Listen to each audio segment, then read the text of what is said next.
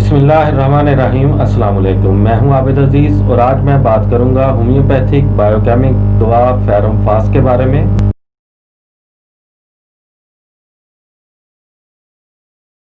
जिसको आमतौर पर फेरम फास्फोरिकम कहा जाता है। ये सोजशी अमराज इलाज के इब्तदाई मरहले के लिए है। अगर तफसील में इसको देखा जाए तो ये दवा हर किस्म के इन्फेक्शन के इब्तदाई मरहले में कारगर है। शदीद सोजश, बुखार की कैफियत, ताज़ा ज़ख़म, खराश, कटने और जलने के पहले दर्जे मसलन सूरज की तपिश से जलने के इलाज में मुआवनत करती है। जिस्म में खून के सुर्ख ज़रात और आयरन की कमी को दूर करती है।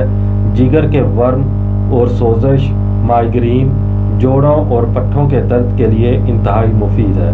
उम्मीद है कि ये वीडियो आपको अच्छी लगी होगी। अगर आप मज़ीद बायोकेमिक अद्वियात के बारे में जानना चाहते हैं तो इस चैनल को लाजमी सब्सक्राइब कर लें। नेक्स्ट वीडियो तक मुझे दें इजाज़त। अल्लाह हाफिज़।